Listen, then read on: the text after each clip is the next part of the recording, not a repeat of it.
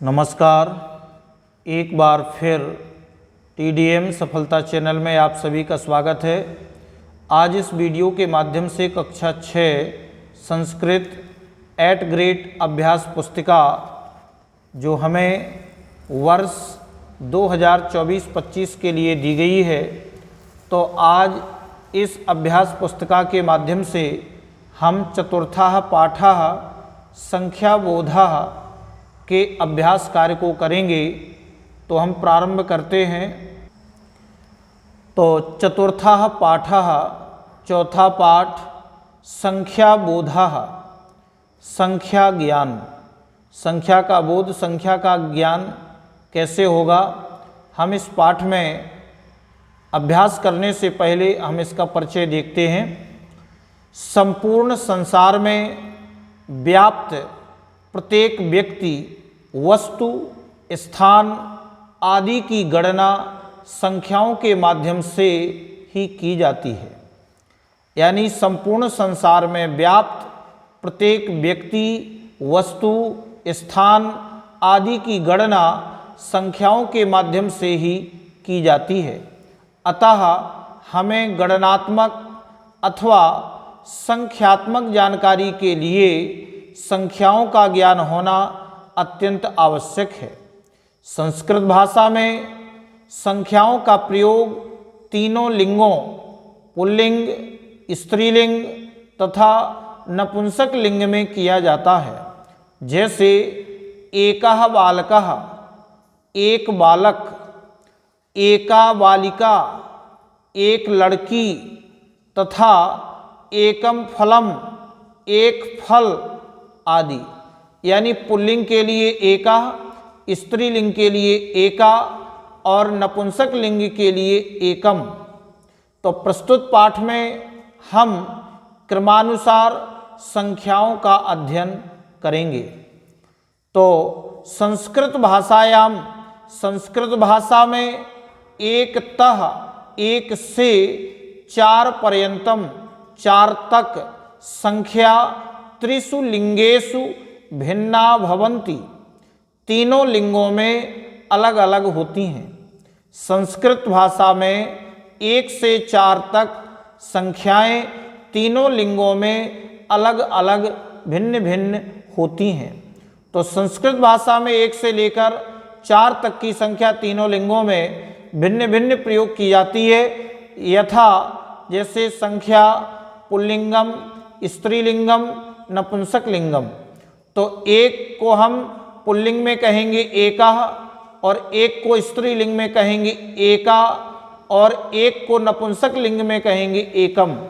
अगर शब्द या आकृति या चित्र या व्यक्ति या वस्तु अगर वह पुल्लिंग है तो हम कहेंगे एका, अगर वही वस्तु स्त्रीलिंग है तो कहेंगे एका और अगर नपुंसक लिंग है तो कहेंगे एकम।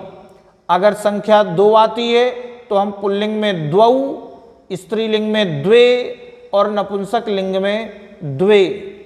इसके बाद अगर पुल्लिंग में गिनती 3 है तो कहेंगे त्रयः और अगर 3 की गिनती स्त्रीलिंग में है तो कहेंगे तिस्रः और नपुंसक लिंग में है तो कहेंगे त्रीणि। त्रयः, तिस्रः, त्रीणि। इसी प्रकार पुल्लिंग में हम 4 को कहेंगे चत्वारः, स्त्रीलिंग में 4 को कहेंगे चतस्रः और नपुंसक लिंग में 4 को कहेंगे चत्वारि। तो चत्वारः, चतस्रः, चत्वारि। अब नोट दिया है पंचतः, 5 से संख्या त्रिषु लिंगेषु समाना एव। यानी 5 से संख्याएं तीनों लिंगों में समान ही हैं। यानी 5 से लेकर सभी संख्याओं के रूप तीनों लिंगों में एक समान होते हैं।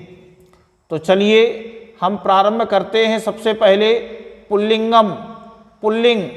तो पुल्लिंग में हम देखते हैं एकः अश्वः, एक घोड़ा, एकः अश्वः, एक घोड़ा, द्वौ गजौ, द्वौ, 2 हाथी और त्रयः देवाः, तीन देवता, तीन देवता।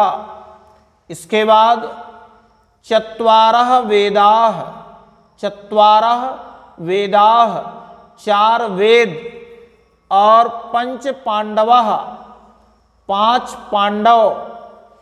और षट् शुकाः, छह तोते। इसके बाद सप्त ऋषयः, सात ऋषि। अष्ट सैनिकाः, आठ सैनिक। नव मूषिकाः, नौ चूहे। और 10 वानराः, 10 बंदर। अब देखते हैं स्त्रीलिंगम। स्त्रीलिंग मिलेंगे एका माला। अब देखो माला स्त्रीलिंग शब्द है तो इसके लिए एका का प्रयोग किया। एका माला, एक माला। द्वे चटके, दो चिड़िया। तिस्रः लताः, तीन लताएं। चतस्रः मापिकाः, चार मापिकाएं या मापने वाली फुट। इसके बाद नपुंसक लिंगम, नपुंसक लिंग। एकम पुष्पम, एक पुष्प फूल। द्वे नेत्रे, दो नेत्र, दो आँखें। त्रीणि पर्णानि, तीन पत्ते। चत्वारि कार्यानानि, चत्वारि कार्यानानि, चार कारें। अब इसके बाद संख्या में पुल्लिंगम। पंच बालकाः, पांच बालक। स्त्रीलिंगम पंच बालिकाः, पांच लड़कियां। नपुंसक लिंगम पंच पुस्तकानि, पांच पुस्तकें। यानी संख्या जो पांच होती है, पांच तीनों लिंगों में समान है, यानी पांच से समान है। पंच, पंच और पंच, चाहे शब्द पुल्लिंगम हो, चाहे स्त्रीलिंगम हो और चाहे नपुंसक लिंगम हो। इस प्रकार से अब 10 युवकाः, 10 युवक। 10 लेखन्यः, 10 लेखनी। 10 पुष्पाणि, 10 फूल। निर्देशः बहुविकल्पीय प्रश्नाः। अब बहुविकल्पीय प्रश्न रहेंगे तो प्रश्न है, प्रश्न पहला, 8 इति अंकस्य संस्कृत संख्या भवति। 8 इस अंक की संस्कृत संख्या होती है। तो 8 को संस्कृत में हम कहते हैं अष्ट। तो इसका पहला उत्तर अष्ट हो जाएगा सही। इसके बाद आगे दिया है, सप्ताहे कति दिनानि भवन्ति। सप्ताह में कितने दिन होते हैं? पंच, षट, सप्त, नव। तो इसका सही हो जाएगा सप्ताह में 7 दिन होते हैं। तीसरा सप्त। इसके आगे चौथा हमें दिया है, तीसरा प्रश्न है, चत्वारः बालकः वाक्येस्मिन् चत्वारः इति पदे लिंगम अस्ति। चत्वारः बालकः, 4 बालक। इस वाक्य में चत्वारः इस पद में लिंग है। चत्वारः, चतस्रः, चत्वारि। तो चत्वारः जो होगा वह पुल्लिंगम। दूसरा पुल्लिंगम, पुल्लिंग शब्द है चत्वारः।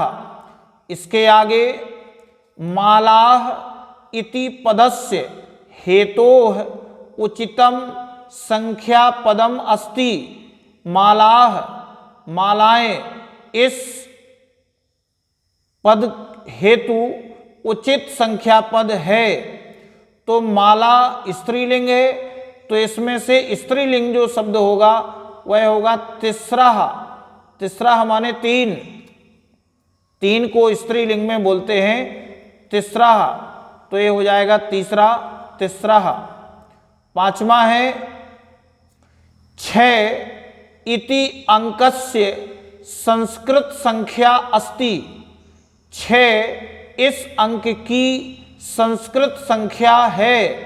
सस सठ सठ एतेषु कोपि न, इनमें कोई भी नहीं, तो दूसरा सही हो जाएगा सट।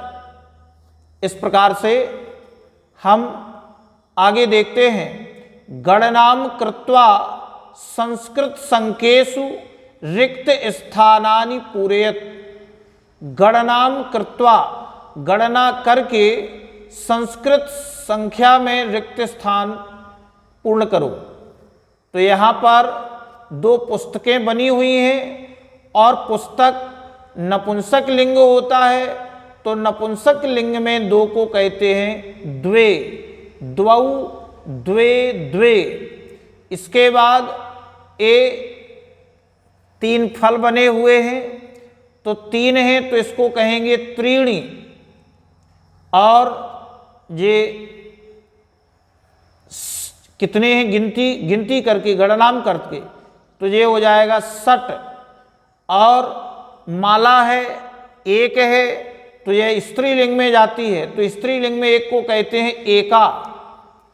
और आगे 10 में स्टार बने हुए हैं, तो गिनती के कितने हैं 5, तो हम 5 को कहेंगे संस्कृत संख्या में पंच। इस प्रकार से हमने इसको लिखा। अब यहाँ से जो हम अभ्यास कार्य करने जा रहे हैं, यह अभ्यास कार्य हमारा पाठ्य पुस्तक से ही पूछा गया है, तो आप पाठ्य पुस्तक का आधार लेते हुए आप यहाँ से अभ्यास करेंगे। निर्देशा एक पदेन उत्तरम लिखत, एक पद में उत्तर लिखना है। जैसे कहा गया है प्रश्न 11वां, कति बालकौ स्तः, कितने बालक हैं, तो कहा जाएगा द्वौ, दो बालक। इसके बाद कति मालाः सन्ति, कितनी मालाएं हैं, तो कहा जाएगा तिस्रः, तिस्रः तीन। और कति छत्राणि सन्ति, कितने छाते हैं, तो हो जाएगा चत्वारि, चार छाते हैं। चत्वारः काः सन्ति, चार कौन हैं, क्या हैं, तो कहेंगे घटाः, चार घड़े हैं। और निर्देशः एक वाक्येन उत्तरम लिखत, एक वाक्य में उत्तर लिखो। कति अजाः सन्ति, कितनी बकरियां हैं, अजाः बकरियां, तो लिखेंगे चतस्रः अजाः सन्ति, चार बकरियां हैं। इसके आगे 16वां, कति कंदुकानि सन्ति, कितनी गेंदें हैं, तो लिखेंगे त्रीणि कंदुकानि सन्ति, तीन गेंदें हैं। त्रयः काः सन्ति, तीन क्या हैं, तो लिखेंगे त्रयः अश्वाः सन्ति, तीन घोड़े हैं। इसके बाद कति दाडिमानि सन्ति, कितने अनार हैं, तो अष्ट दाडिमानि सन्ति, 8 अनार हैं। और निर्देशः दीर्घ उत्तरम लिखत, दीर्घ उत्तर लिखो। लिंगानाम अनुसारम प्रथमतः चतुर्थ पर्यंतम संख्याम लिखत। लिंग के अनुसार, लिंगों के अनुसार 1 से 4 तक संख्या लिखो। तो हम यहाँ पर दी गई तालिका में 1 से लेकर के 4 तक पुल्लिंगे, स्त्रीलिंगे, नपुंसक लिंगे, इनमें हम संख्याओं को लिखेंगे। तो 1 को लिखते हैं एकाः, एका, एकम, द्वौ, द्वे, द्वे, त्रयः, तिस्रः, त्रीणि, चत्वारः, चतस्रः, चत्वारि। तो हमें 4 तक लिखना था, अब हम इसमें एक पांचवा और लिख देते हैं, पंच पंच पंच। तो ये अनिवार्य नहीं है, तो आप इस प्रकार से 1 से 4 तक संख्याओं को तीनों लिंगों में आपको अलग अलग नोट करना है। अंतिम प्रश्न देखते हैं, प्रश्न 20। प्रथमतः 10 पर्यंतम वस्तूनां प्राणीनां सहितम संस्कृते संख्या लिखत। 1 से 10 तक वस्तुओं के नाम और प्राणी के नाम सहित संस्कृत में संख्या लिखो। तो पहले में लिखा एकः वृक्षः, एक पेड़, एक वृक्ष, द्वौ बालकौ, 2 बालक, त्रयः अश्वाः, 3 घोड़े, चत्वारः घटाः, 4 घड़े, 5 कुक्कुराः, 5 कुत्ते, 6 कपोताः, 6 तोते, 7 कपोताः, 6 कबूतर, 7 सुकाः, 7 तोते, 8 मूषकाः, 8 चूहे, 9 मृगाः, 9 हिरण और 10 मयूराः, 10 मोर। इस प्रकार इस वीडियो में बस इतना ही। नेक्स्ट वीडियो में हम इसके अगले अभ्यास कार्य को करेंगे। अगर आपको ये वीडियो अच्छा लगा हो तो इस वीडियो के लिए कमेंट शेयर अवश्य करें। धन्यवाद।